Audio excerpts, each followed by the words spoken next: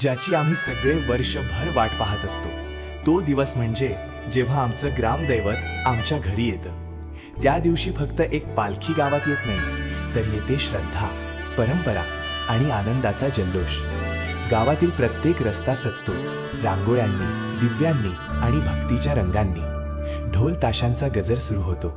श्री सुखाई, विठ्ठलाई, महाकाली देवीच्या नावाने चांगली या जयघोषात पालखी गावात प्रवेश करते। भक्त खांद्यावर पालखी घेतात आणि त्या क्षणी प्रत्येकाच्या मनात एकच भावना असते, आपलं ग्रामदैवत आज आपल्या घरी येणार। तो क्षण शब्दात सांगता येत नाही, तो फक्त अनुभवता येतो। ही फक्त एक परंपरा नाही, हा आमच्या संस्कृतीचा अभिमान आहे।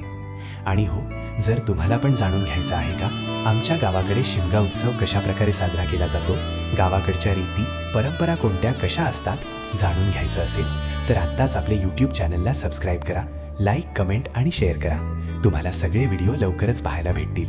धन्यवाद। भेटूया आपण नेक्स्ट व्हिडिओमध्ये।